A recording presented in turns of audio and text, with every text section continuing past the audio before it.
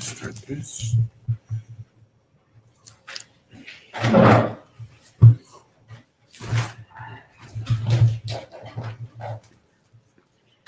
Moshe, you should take the power supply for your. Oh.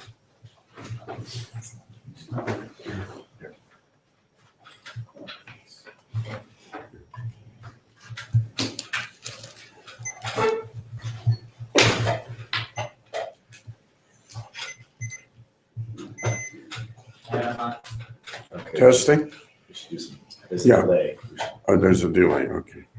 Sorry out there, but we're just trying out a new mic over here. I love feeling like Walter Cronkite. And that's the way it is. How's it coming out there?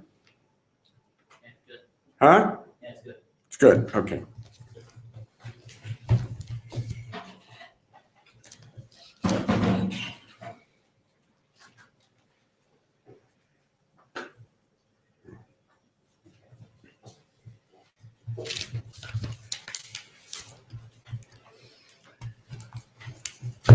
I don't know how come it feels like it's so long since we've spoken.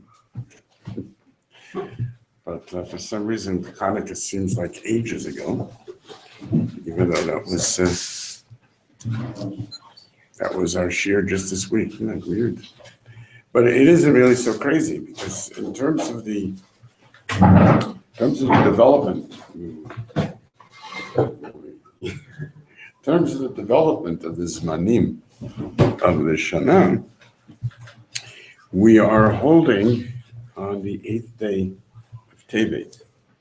And the 8th day of Tevet seems to make a joke of everything that we achieved in Hanukkah because it's basically the beginning of the Shlosheh Yemei Choshech. The Shlosheh Yemei Choshech, which came, as the Gemara says, from the Targum of the Shivim into Yevanit. It's like the craziest thing in the world. And it wasn't the whole idea of Hanukkah, is that we were no longer in a position of fear of Yavan, but on the contrary, it achieved the incorporation of Yavan, the idea of the Sefer Torah being kosher, to be written in Greek, as the Rambam explains, because that Lashon was developed as Lashon HaKodesh in terms of being able to carry the multi-level meanings that Chazal would have. And then to suddenly find that the Yored Choshech, we still have the same problems of the relationships that we had before that hadn't yet been resolved. And of course, and it's bad enough that's Shmini, but it goes through till Asiri, and Asiri leads us to the real collapse of Hanukkah, which in the end is an expression of Churban itself, and that was the argument between the brothers, and the Chazir, that they were Mala, and the Hyrcanus, and Aristobulus, and the invitation to the Romans to come in and help, which is always a grand idea. And we know where that ended up with another Churban, essentially. And all of that is like a breakdown in the very things that we had just met earlier to discuss on Zos Chanukah's HaMizbeach. So it really feels like a long time. Maybe that's why, because things are so different. And especially when you consider that the other issues, even though the Shulchan Aruch says we don't have a Kabbalah about what really happened on Tet, but something happened on Tet, he writes. And the Mefarshim bring that in the Slichas, it says that Ezra HaKohen was nifter on the day before. Of course, that's like the whole rebuilding of the second Beit HaMikdash. It's even more crazy is that the day before Nehemiah was nifter. So like the two of them, the Samid that had been Isaac in the rebuilding of Yerushalayim, the Beit HaMikdash, all of that just disappears. When the Keres of Hanukkah, essentially, then that was Ezra and Nehemiah, as we saw.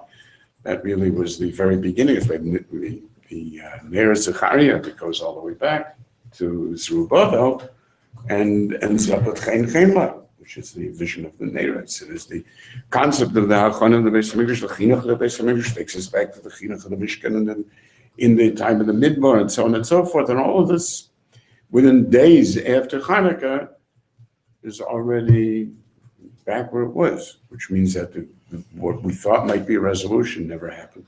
And that's exactly what happens in this parsha. And it cannot be that these parshiot of Hanukkah, and we're Kovea, the Haftarah is in terms of the Eitz Yosef, and the Eitz Yehuda, and the resolution. And the resolution is exactly what we were talking about before, which was everybody being busy, and HaKadosh Baruch Hu being busy, and being Borei Ruchai Shel Mashiach, and that Ruchai Shel Mashiach is the Ki'im Beruchi, that ends the whole Haftarah with Hanukkah, and then there's Zechariah, the elements of Ruach that came across over here, that Ruach Elokim is inside of you, this Paro says to Yosef, we thought, gosh, we're really getting to a point where there's a gilui of that Ruach and that heart.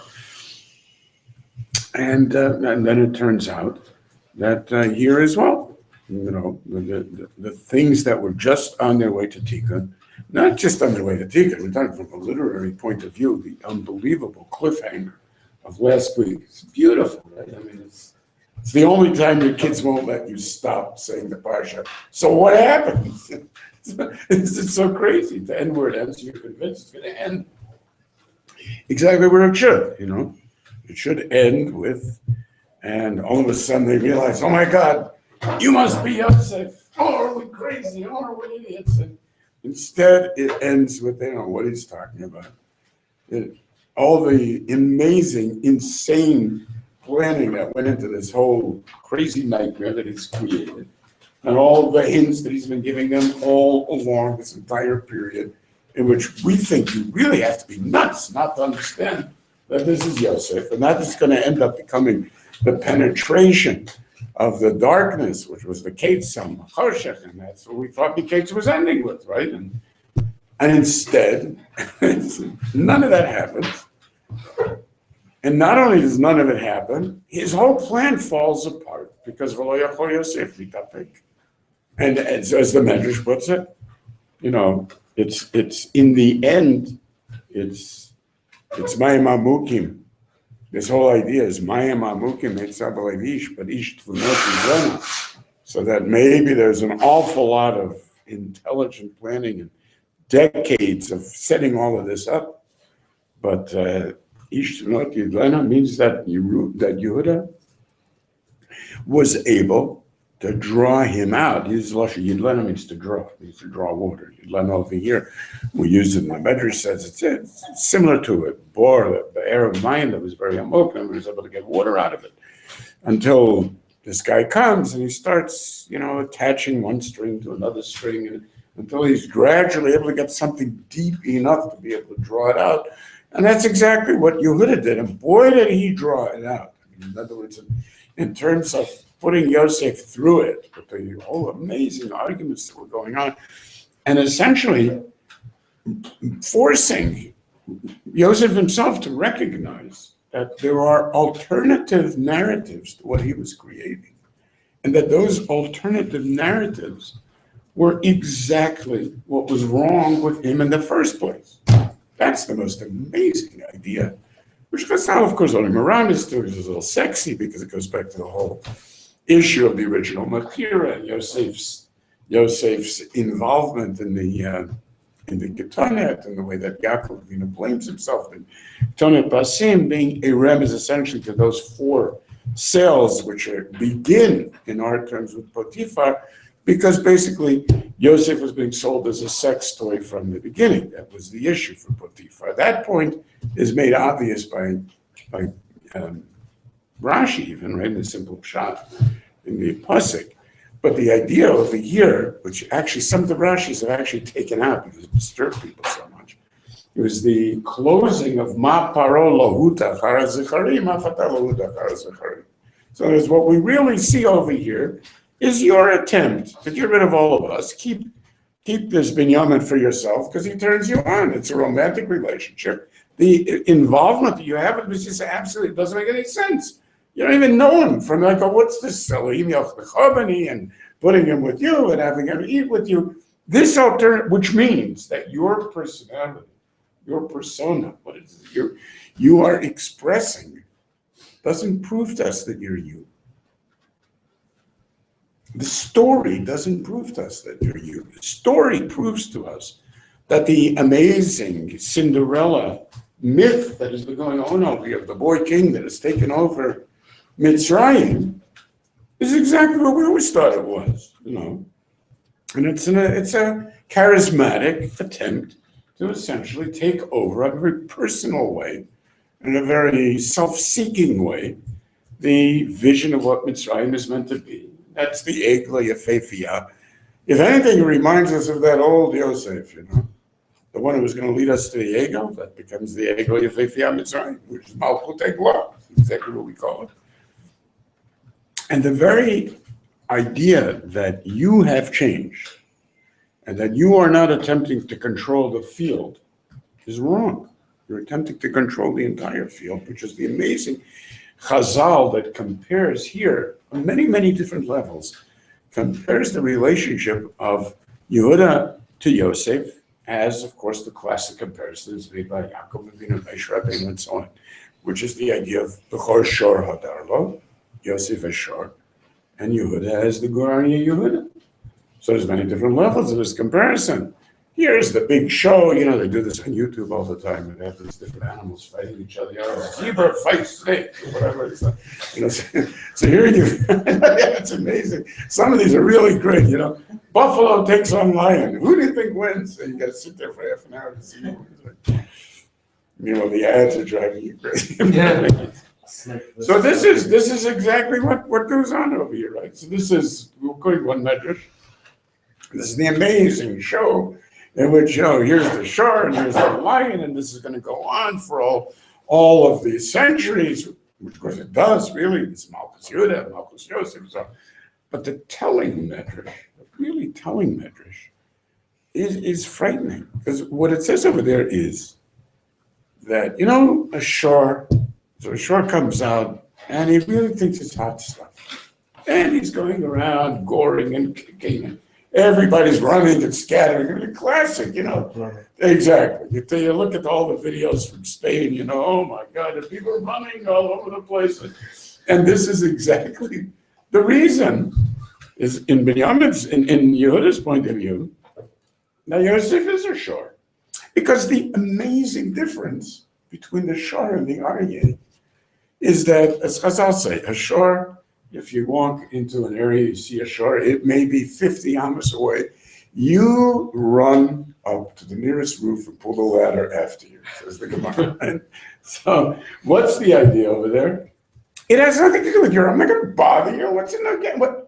This is not Nogea. So the shor's decided, I don't like what you're wearing today.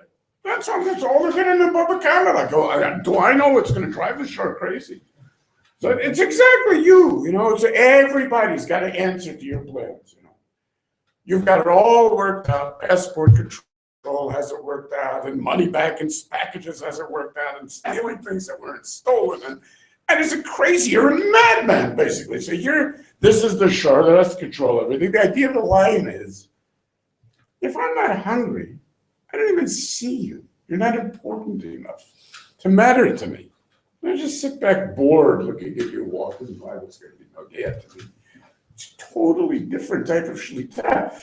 And yet, as the Medrash points out, in walks the lion, Vashor mitbakesh. And I said, what happened to that shor? It was just driving everybody crazy over here. That shor ain't taking no chances. That maybe Mr. Lion is hungry today, right? So seeing that as the interrelationship between Yosef and Yehuda is very sad, in a sense, because Yosef falls apart. He really does fall apart. Yehuda brings him to the point where lo yochol hitapek. And that moment of lo yochol hitapek, as far as Yehuda says, see, you lost control. Obviously, if it's lo yochol hitapek, it meant you did something wrong. You should have.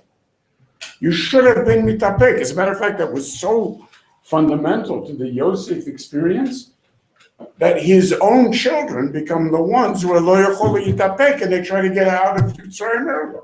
It becomes the whole banim lo emun ban, the whole story of Yosef qua Yosef, which is why they remember the ego. Being built of Yosef means fast, too fast, right? Ba'agalav isman karev, fast, fast, fast. This is an ego.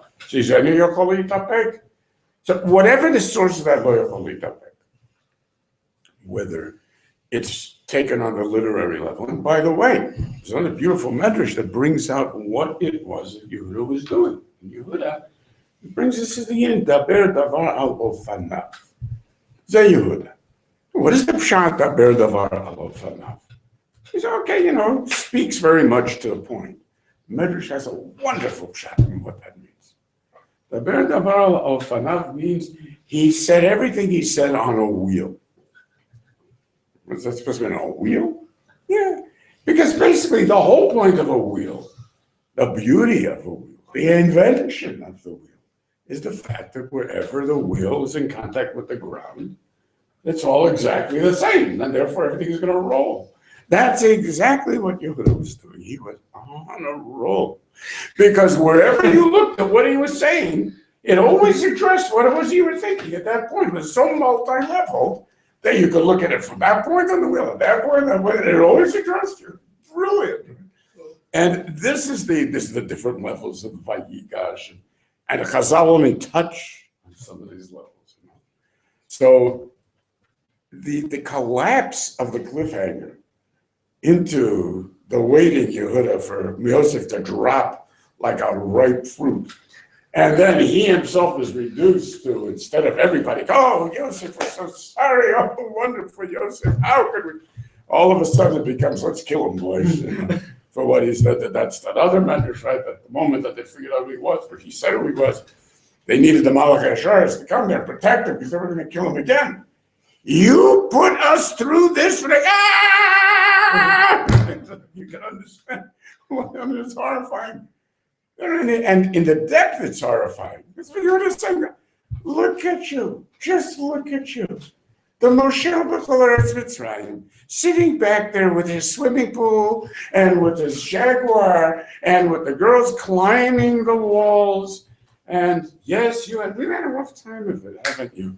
I don't suppose what you put our father through, or what we had to go through trying to make him survive, or maybe the death of my wife and my children. I don't suppose that was something that occurred to you, might have been maybe a little bit more problematic and growth-oriented than your lovely life over here and so on. I mean, it's horrible, however you look at it. You can understand that. If it's on the point of the Daber Davar Lo Fanav, the Lo Yochol Yitapek becomes again. Oh, so it's little Yosef kissing and hugging everybody because he can't control it. Oh, I can't hold it in. Oh, I love you so much. Oh, this is the same garbage that you did when you were 17 years old. I must tell you my dreams. Why don't you just shut up? And nothing has changed. You're exactly the same. So you're telling me, Loyal Cholit Apek, so we're supposed to take this seriously? It's a lovely presentation for an adolescent. Thank you very much. We've been through much more than you have.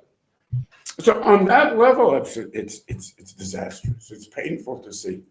And I mean, in the same way that we're talking about, the ideas that we were hoping for to see, real tikkun, to see a David HaMelech, which indeed becomes over here the beginning, Shnayim Yaldalu Yishti, which is the beginnings of what turns into David HaMelech. Sure enough, after the end of the story of Peretz and Boaz, and over there was Ziknei Yehuda that finally understand and say, Yitina Isha Baal Tokletecha, Kerachel V'Chaleya. The Gemara says, wow, these are Ziknei Yehuda. And they put Rachel first. We're taking care of that problem, buddy, not you. So, I mean, if it takes another 10 days in order to get from Peretz to Mashiach, to the beginnings of Mashiach, HaKadosh Baruch Hu being Borei, you didn't do very much for that, did you? So all of this story is very much like Hanukkah itself. Whatever the reason is for that breakdown, which according to the Ramban is precisely the issue that's brought out here as well. In other words, the same things that destroy the future in terms of Yerovam's being willing to fight against the Malchus Yehuda, Yerovam ben Yosef, of course, being willing to fight against the Malchus Yehuda, which is based obviously on the Nevi'us of Achia Shilon. But the point is that Achia Shilon's Nevi'us was a 36-year Keneged the Neres Hanukkah period, in which he had to agree that he was going to relinquish the Malchus after 36 years. But that's exactly what happened over here. The Chashmonaim did the same thing, says the Rambam. Lo yasur shevet mi Yehuda. They couldn't let go. So they thought, okay, so now we have the Malchus of the Kohanim, so okay, so it's 200 years, we'll keep it. And because of that, all of this disaster happens, as Rabbi, they were Nenash, but it's amazing how much of a mirror of the issues in the Parsha it is. That It's not, it's not just the introduction becomes the beginning of the Inyanim of Chanukah, but even the breakdown has within it, within this part, the breakdown has within it the breakdowns of Chanukah itself. And the question is, that means that the original tremendous chutzpah, there's no other word for it, the tremendous chutzpah, which became part of the Churban HaBayis itself in the deepest way. You see this from all the way back in Megillas Eicha. So it wasn't just at that point. It was going all the way to the original Churban HaBayis Rishon. What destroyed, in the sense of bizoyon to Yisrael, the bias, was exactly what happened over here. Because in the accusation of the interrelationship of Yaakov and Yosef being a romantic-based relationship, as opposed to an existentially based relationship, and that the relationship of Tiferes and Yesod has to have within it elements that are completely personalized, it's exactly what the Goyim did to Klal Yisrael. So they took the Kruvim and marched around with the Kruvim, who were entwined with each other, which is the remiss, essentially, to this relationship. And they said, you see, it's basically pornography. So the Jews, whose bracha is a bracha, whose kol is a kol, Yaskub is very pale, this is what they think about, and they're holies of holies. There's no question that the mucker of that breakdown was in this. Because that's exactly what you're doing. So that element of the Shvatim is not Metukan. And indeed ends up, as we know, becoming the Asar Arugei Malchus in terms of Rome, because of the Kol Ro'eh Hizilua, Ro'eh Vata, in terms of the Kruvim, the Bayis Rishon. So, I mean, it's all around the interrelationship of Asar B'Teves and the surprising chumrah of Asar B'Teves. And that's one of the most shocking things, because again, people don't realize, we talk about, it's okay, we have the Arba Taniot and so on. Okay, but Asar B'Teves is sort of like the, because it's a short day. It's a very short day. So you don't really have to notice it so badly, because by the time 5 o'clock runs around, it's over anyway. So I can even take it in a movie at night. What's the big deal? Asar B'Teves, in reality, as David Avedron points out, he brings this from the Jewish Again, that the only one of the tiniest that is Doicha Shabbos is Asar B'Teves, which, as the Briskerov points out, is because the other tiniot are in terms of the Chodesh, and the only one that's in terms of the day is Etzem HaYom Hazeh, which is Asar B'Teves, which is the same lashon as Yom HaKippur, and therefore Shelo Duneh Etzem HaYom Hazeh. So it's like Yom HaKippur is Doicha Shabbos. It's Vayigash Shabbos. Okay, we arrange a calendar that shouldn't happen, but it does happen often enough. It comes out on Erev Shabbos. And when it comes out on Erev Shabbos, we have the only time that we fast the entire Erev Shabbos. And normally you're not supposed to be nichnas into Shabbos Ma'unah. We're nichnas into Shabbos Ma'unah. So it means that there's something shorashi about Asar B'Teves. I just said it's the beginning. But in the same way, that, as we'll see, what we're talking about over here is Habaim Yashresh Yaakov. This is all about the Shorashim of everything that is going to come. As the Zohar puts it. Something about that Asar B'Teves as well. And so whatever it is that the meaning of the Lo Yachol Litapek, it doesn't come out clearly what it is, but it didn't really allow for resolution. So we're left with what appeared to be a beautiful literary preparation for something amazing, which we think that that's what we're going to look forward to. And then on any level, everybody's disappointed with the beginning. Even if you don't know the Midrash, you know what's going on. But the more you penetrate at the beginning, the more you realize that the brilliant ending of Miketz is not meant to be the marvelous introduction with a cliffhanger to a sense of resolution, like the closing bars of a symphony, which if you don't hear them, it's a disaster. Oh no, don't turn the music off now.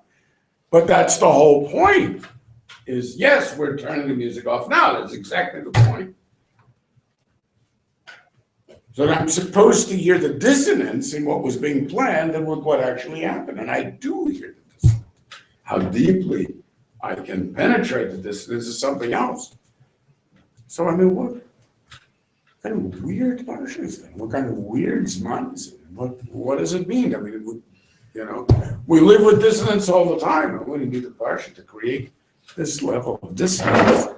And I mean, there's other things that are really, as we've pointed out many times, it's not just that the looked for opening never happens. It's that the parsha is filled with these crazy stories of anti-resolution issues, and it's just horrific.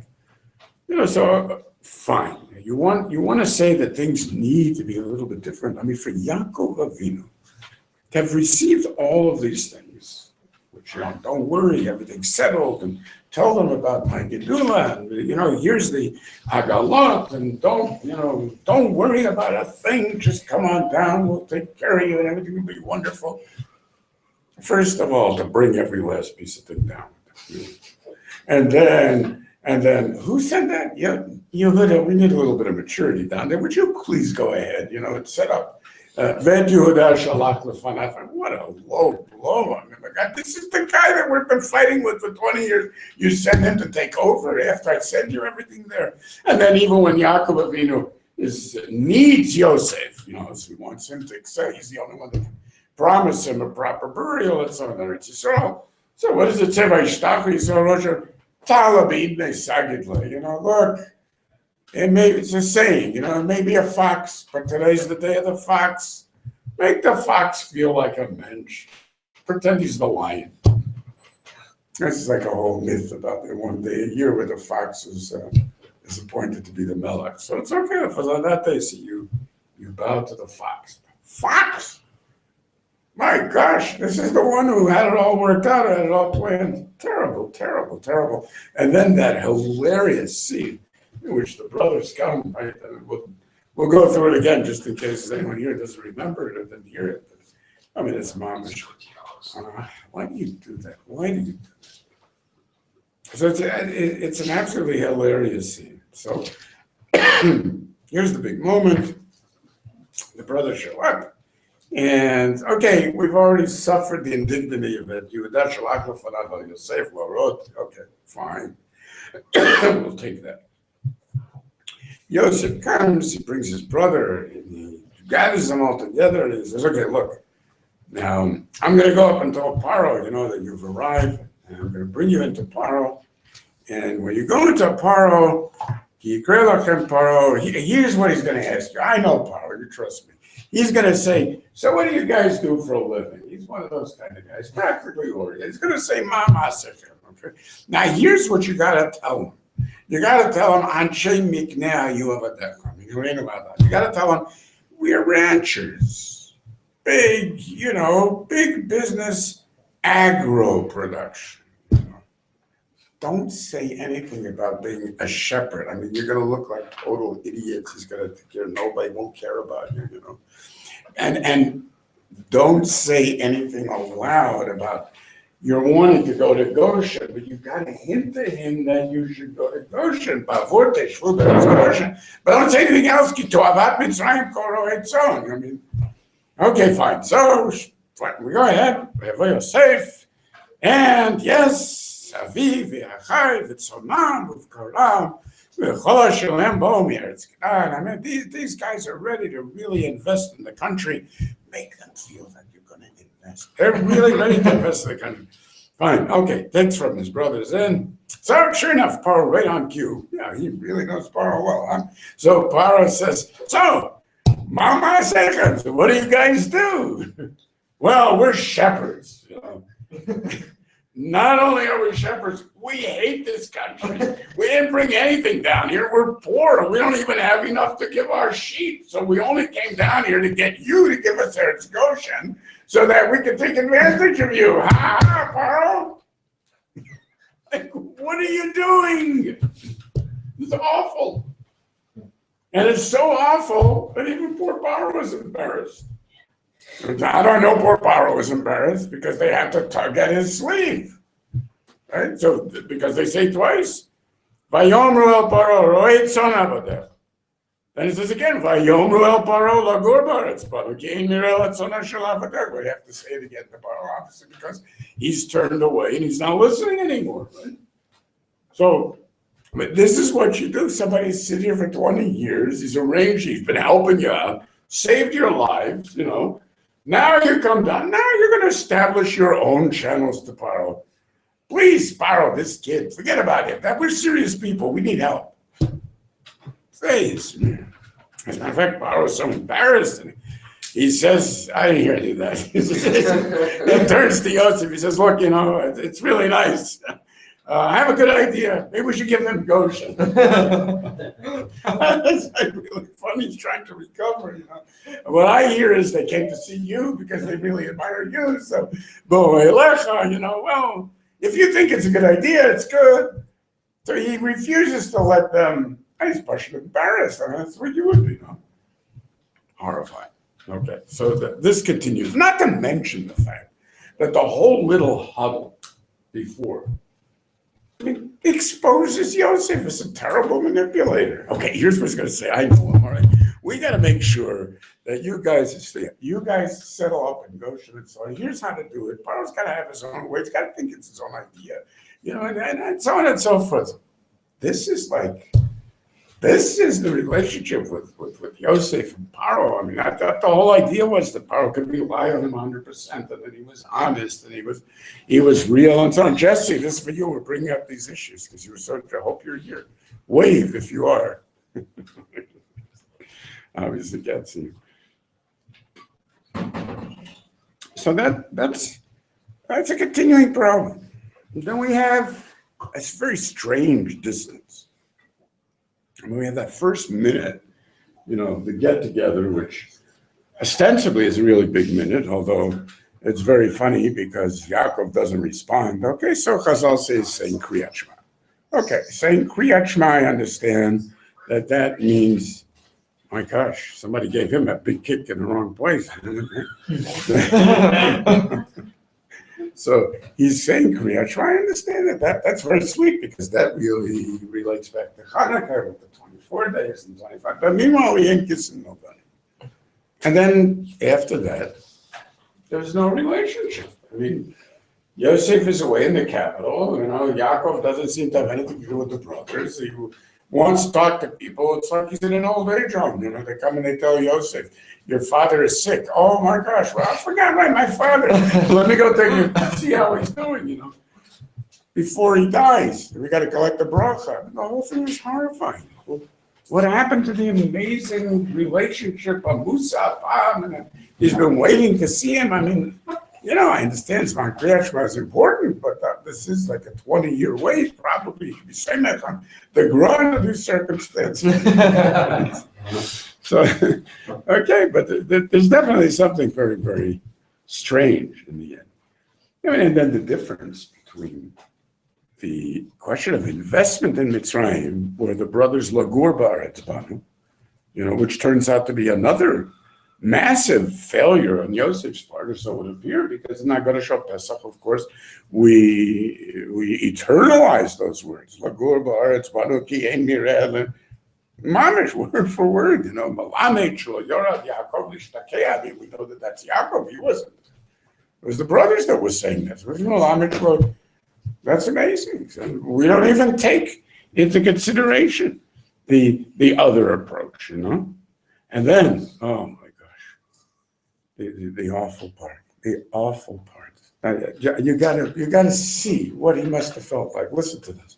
So here he is, and he tells his brothers when he first exposes himself to them. So he tells his brothers, look, you know, it's a disaster. There's not a minute to spare.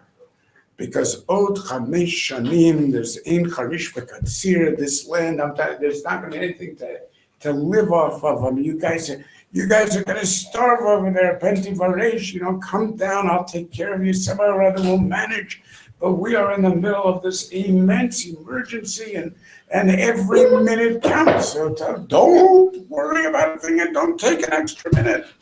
So we got to get it done quickly, you know.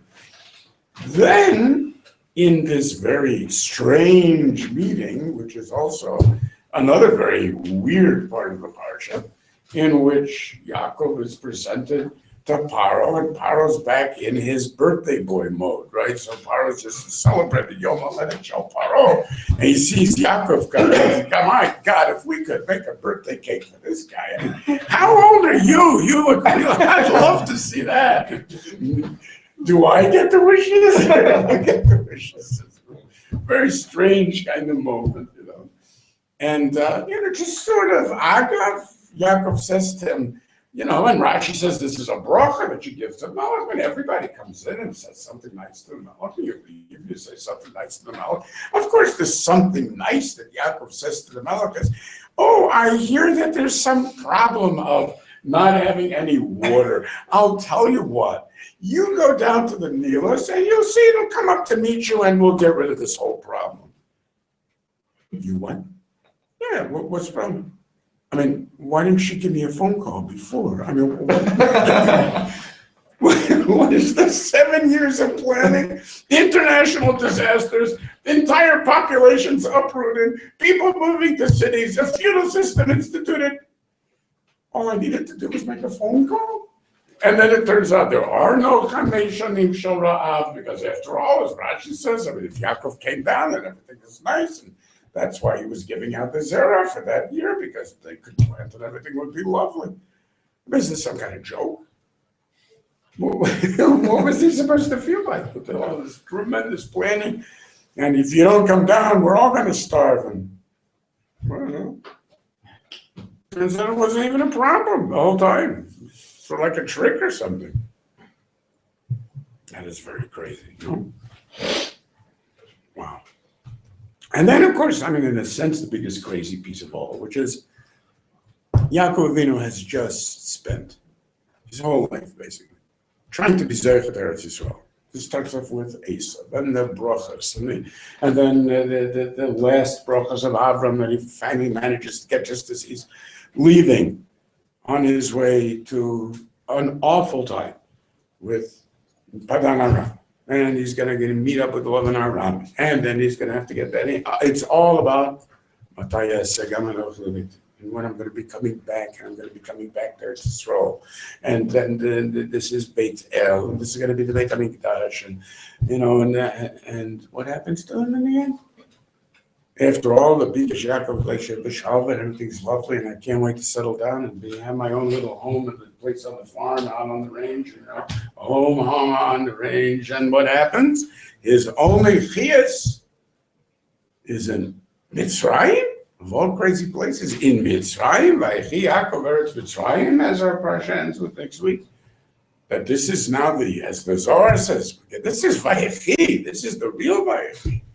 There's no other time that Yaakov Avinu had ever lived like this. This is the real days of life of Yaakov Avinu, is in Mitzrayim.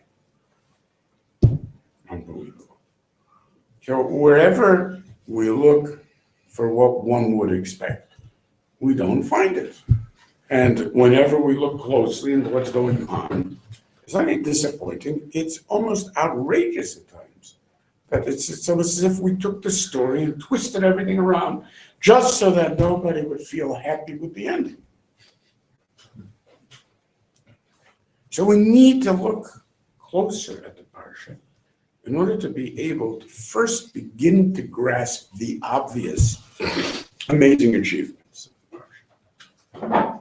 In recognizing what those achievements are, we can also begin to understand what is happening that is so tremendously shocking and changing what it is that we always believed was the meaning of the bris and the Emach HaShecha Gedola and the Nofelet and the nature of Yerusha Sa'aretz. And all of this basically changes right here. So let's take a look at first the most obvious, not totally obvious.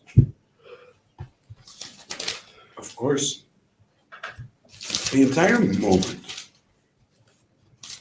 in terms of Yehuda's achievement, is where he manages to show what it is that Yosef has done, how it is that he set them up in such a way that could only be calculated to destroy his father. And therefore it makes sense. You said we should be alula shalom elavim. I mean, you gotta be kidding. Either you're kidding, or you're a madman, or you're insanely sadistic, or you're the Joker. I mean, there's nothing else to say. If the Joker would have done this, you would have understood. That's amazing. What an amazing joke. Right? You just spend like all these years. So how's your old dad? Is he doing okay? Let's make sure he has enough money. Et Elohim ani yareh. You know, I wouldn't want him to have to worry for a minute. I'll just keep Shimon, despite the fact that I swore by my life, like the Paro, I'm going to have my head handed to me if he hears about this. But it's more important to get your old dad into shape. I wouldn't want to delay it for a moment. You run back and take care of him. I mean, he's the most important issue over here. Blah, blah, blah, blah, blah. And so how's your old dad? If he comes back, how's your old dad? He's doing okay. He's still alive and everything.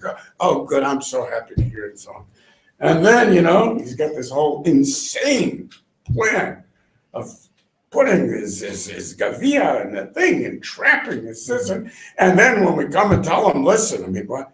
You know, we'll all be avodim. Oh, no, we wouldn't want that to be upset or anything. Did you say you want to see the boy and we told you you can't see him because he's too delicate and then my father will drop dead if anything happens? Well, I mean, that's not much of a problem. You got rid of one brother. What's the problem if you get rid of another brother? We'll get over it. It'll be fine. I mean, this is literally the Joker. I mean, you want to kill him. You want to choke him. Right? Okay, this is what Yehuda is trying to keep his cool and express the fact that you are insane, basically. Okay? So he ends with the words, and that's how we end the Kriya during the week. ואתה כבוי על עבדך אביו והנער איננו איתנו בנפשו כשורה בנפשו. You gotta understand what this is gonna cause. It's gonna be absolutely horrific.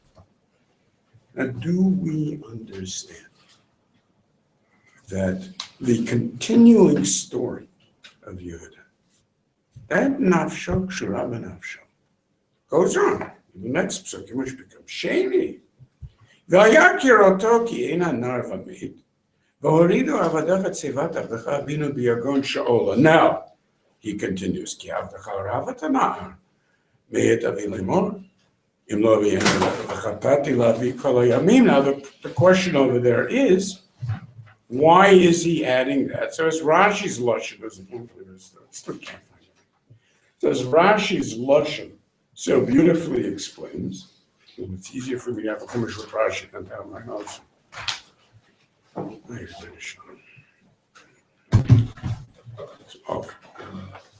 So as Rashi says, look, if you're going to ask, why is it that I have such a fat mouth and I keep talking, which is exactly as the Medrash says that is if you have a Chumash.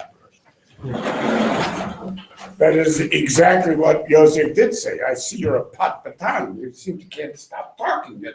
I used to think you were the oldest. Now I see you're not the oldest, and you still can't stop talking. Why do you blabber so much? He says.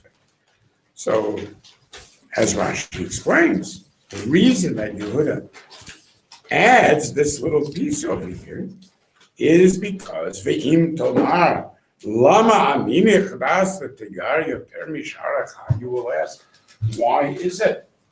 Well, you see, en koami bachutz. V'ani nitkasharti b'kesher chazak. Nitkasharti b'kesher chazak. Nafsho kshura b'nafsho. Gentlemen, do you remember that there's another story? Vatihi nefesh Yonatan kshura b'nefesh David ad Yom Tov. That is what happens to Yehuda and Binyamin. In taking the place of Yaakov and saying Anochi Aravenu and creating a kesher chazak in a very weird way of referring anyway to anything, a kesher chazak. What happens is that hundreds of years later, Yehuda ends up becoming totally mechuber to Binyamin because he took the place of the kesher Chazak, which was the Nafsho, Kshura b'Nafsho, so that Binyamin and Yehuda become now themselves Kshura b'Nafsho, which of course is because I took on myself what it was that Yaakov was. That's what Arvut is all about. Arvut is I take responsibility for being you. So what happens? Same exact Lashon. The result of that same exact Lashon is the Beis HaMikdash. Not only the Beis HaMikdash, which is built of Yehuda and Binyamin, but basically the Beis HaMikdash, which is built of Yehuda and Binyamin and Levi. Because Levi's involvement in this whole thing has been all worked out by Yosef in advance. By separating out Shimon the Levi and sending Levi and only Levi's money back in the Malon. But of course, the Malon is precisely where they come into Eretz Yisrael. The Malon Asher Talinu Halayla, which is Gilgal, which is the Ayom Giliti Cherpat Mitzrayim Me'alechem, which is Brit Bila, which then becomes Levi's commitment to Brit Chayin Soru, which then turns out to be Levi's fighting at the Egel and the destruction of the very Shimon that it takes apart, and therefore giving birth to Pinchas, who now goes to fight the Midyanim who bought Yosef. And of course, work in the Beis HaMikdash. So the nation as we know it, understand, quality source we have it today, is in that one person. Yehuda, Binyamin, with Levi in the Beis HaMikdash, and that was all just, that's the opening of the parsha. That's astounding. And the achievement of that, the achievement of the Anochi, understand what that means, the implications of what that means.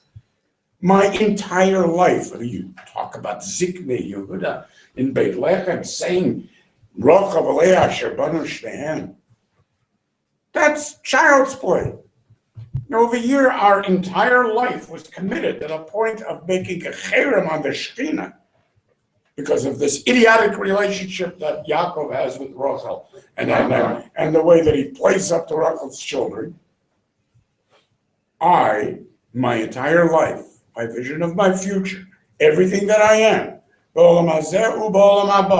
I do pledge to that one thing, that you will get Binyamin back, and that I recognize that this is no romantic attachment. This is nafsho kshura b'nafsho. This is the most powerful of any existential attachment, exactly was with Yonatan and David.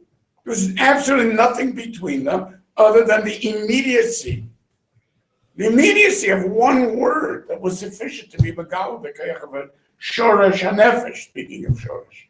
Right?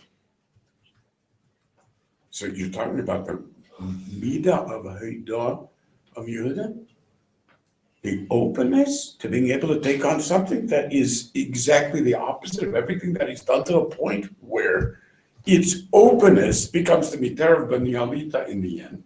Migaram, L'Ruven Lahodot, Yehuda, Nu'ula Shal Tshuva, Nu'uma Gever Hekim Al, which is David HaMelech Shekim Ula Shal Tshuva, and so on and so forth. Everything changes. The whole meaning of Hodah, Yehuda, Malchus, and everything that's involved becomes the essence of Hodah here, of Chanukah, and the ultimate rebuilding of the Beis HaMikdash. The Eitz Yosef taken, the Eitz Yosef and the Eitz Yehuda unraveled. So this little tiny word over here is just our opening piece of the amazing relationship which is called Chofei Falav Kalayom, the exact area that belongs to Yehuda, and the Lahorot, which was Yehuda. That becomes the Lishkas HaGazis, which is over here, the Chalkosha Yehuda, in terms of the Torah, which is Binyamin. It's just amazing. The acceptance. It pulls them out of the consequences because Moshe has to daven for each aspect. Yes, we're going to get into that. Thank you. Which then becomes in the opposite direction. At Yudah Shalach Lefanav Lahorot. Okay, you want to talk about the implications? Yudah Shalach Lefanav Lahorot, and Yosef accepted that. The result of that is an amazing Gemara in Brachos, in which David HaMelech talks about that the Barti Belotecha B'fnei Melachim V'lo Evosh means what? Everything that I do, I'm not embarrassed. I asked Mephibosheth, Rabbi. And his name wasn't Mephibosheth, it was Ishbosheth, but it embarrasses me so much because he's always telling me how wrong I am. And who is Mephibosheth? Yosef, Binyamin. And that's exactly who David, who is Yehuda, says, everything that I say, Mephibosheth, Rabbi, Yofa Danti, Yofa Tiafti, Yofa Tiarti, Yofa Timeti, V'lo Yivosh. Now this becomes the Lahorot Lefanav, which now he has to check all of his Haraot in the opposite direction. So this is also has within it an amazing sense of interrelationship. This becomes this idea of the openness, the willingness to be able to see what is going on and how people are connected. This becomes the reality and the nature of all of the relationships. And this Vayigash, which we think is symbolic of only one particular element, and that's the Shor and the Aryeh. It's not true. It ends up redefining the way in which all of the relationships of the Parsha develop. Because let's take a look for a moment at the real events that happened to Paro. It's completely not so, the way that we set it up before. Not only was it not manipulating against Paro, let's just remember what happens over here. Yosef says to his brother, and he says this openly to his brothers when they come. So, first of all, Paro's, even before they come, and they're there the first time before they bring Yaakov, Paro hears about their coming, and Hakol Nishma Beit Paro, and Paro takes full responsibility for bringing the family there instead of Yosef. Which, of course, means that Paro is acting now as the opposite. Until now, it was Yosef. Yosef tells his brothers the amazing thing. I have been set up as an Av for Paro. Of course, building on the Lashon of Avred. Paro called Lifanav Avred. You know what Rashi says about Av? Chaver, patron. Chaver. This is a story of friendship. Chaver. I mean, I understand. You have to get through it. You have to work it out. You have to play the role. So Chaver. And here is Paro, indeed, acting exactly this way. Look, Yosef, this is not good. You're not the one that should be setting up the things and taking things. It's just going to cause more problems. Stay out of it. I understand the psychology involved. You let me handle it. Nothing to do with you. I'm going to send it to Veta. This is a command. You tell him this is what Paro says, buddy. You listen. Nothing to do with me. Brilliant. Just the care, the insight, the involvement. It's amazing. I don't want there to be any further complexities in the relationship. And it's so true. Yes, here I am. I'm taking care of everything. Don't worry about a thing. I've sent this. Oh, God. Okay, so now, fine. So Paro is really in touch. He connects to the problems. He understands the issues. Yeah, he doesn't know the details. He doesn't need to know the details because he knows Yosef. So he understands Yosef. Okay, so he says, and of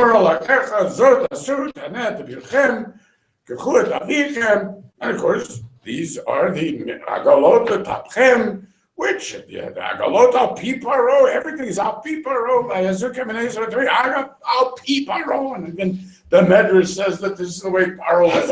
Yaakov Avinu was convinced, yes, it must really be true because never has Mitzrayim sent out Agalot without a direct order from Paro and so on, which occurs later in history with the whole idea of they wouldn't export any cattle and so on unless they sterilized them, and the whole Maisa would do the Sarofe, whatever. In any event, they come down and he tells them very clearly what he's going to do. So he says to them like this. Now listen here. I am going to Paro. And what I'm going to tell Paro is, Achayu Beit Avi Asher Beretz Canaan Bo'u Elai. And I'm telling him straight out, Anashim Lo Yotzi. There's nothing hidden over here. Rashi says, this is part of what I will tell him. I'm going to also tell him. Anashim ro'etzon, ki anshe mikna hayim. Utzonom uvekaron. So I will put both levels on him. You'll soon see why that's important. And then vayaki yikolachem paro. After Paro sees their insane faux pas, and he attempts to ignore them, he then attempts to recover by saying word for word what Yosef said to him.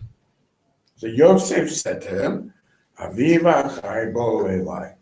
So Paro says after listening to other shtuyot, Vayomer Paro Yosef lemor. I got it. Avicha v'achecha bo elecha.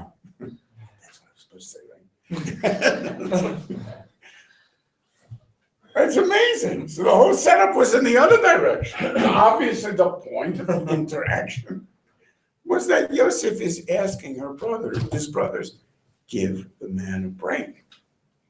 I mean, how long do you think he's going to be able to support this eudophile approach, you know? I mean, for heaven's sakes, the people are going to be saying, what is this? I mean, you're going to give half the country away to these nomads. So make it in front of everybody. Don't embarrass him. Don't say Roy Tzon. It's embarrassing. He's going to have to justify this in front of everybody. And we've shown him since about other things. That there were problems that when Yosef said, you got to come down right away, it's because he was sensitive to Paro's problems and sending a bunch of stuff out to this one family. And why would we can't keep doing this? It's going to cause tremendous upheaval. We know that people were against the whole idea of having an Ivri in charge in the first place, and Nar, Eved, Ivri, and he's not going from Malchus and so on and so forth, right? Okay, all I'm doing is asking you to behave like normal human beings with a little bit of sensitivity in terms of the Malchus. Fine. This idea, Chaver the Paro, this is repeated exactly the same thing happens with Daniel and Nebuchadnezzar, with the same scene, a dream. Is it the same dream as Paro? Well, over there's Titpaim, here it's Titpaim. So Rashi has to go explain the whole difference. What was the difference between the Paro dream and the Daniel dream and the Nebuchadnezzar dream? And then, of course, Daniel. So now Nebuchadnezzar loves Daniel. He's going to bow down to Daniel. Oh my God, you're a genius, a wonder boy, amazing. So the point where Daniel's giving him these interpretations, trying to tell him an eight, exactly what Yosef does. Tells him an eight. Loma menash Daniel. What's he telling ideas to Nebuchadnezzar? How to save his skin? What, you don't give good ideas to a guy like that? My friend Nebuchadnezzar? The guy that the entire world believes is the monster? That when he comes into hell, everybody goes running and says, oh my God! My friend Nebuchadnezzar. That's pretty amazing. Of course, it's not as amazing when you realize that, wait, hold on a second. The whole story started with, like, the deepest of relationships. Oh my gosh. I have to break for our week. I'm so sorry. Why didn't somebody say anything? Well, we have a meeting. We'll see you soon. Yeah, but it's not fair to them. Unless they've already started. Can you run in and see whether maybe they've already begun? This is my friend, the witch doctor. You should get a thing for the computer that says 2030. For our week. What? They're waiting. They're waiting. Okay.